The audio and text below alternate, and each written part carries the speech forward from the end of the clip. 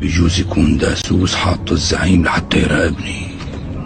أكيد. يخطط بصمت لشيء ما خطير، عيناه تخفيان خطة صغير البيت الملقب بالصوص المدمر بطول لا يتعدى 50 سنتيمترا، يعتبر هذا الفصعون واحدا من أخطر المجرمين الذين يتمتعون بحماية دولية مطلقة، لذا يمنع المس به بتاتا. وفي حديث مسرب لخالته وهي واحدة من أكبر ضحاياه قالت لنا: عندما يدعس عتبة البيت أشعر بزلزال بقياس 15.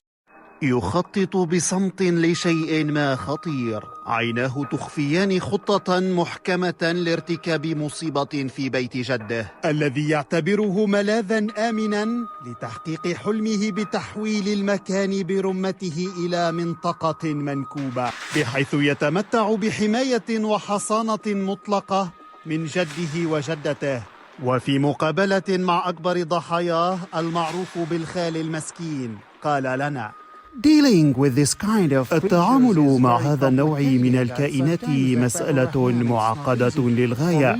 هم كما قلت سابقا أحباب الرحمن، ولكنهم من غير رحمة.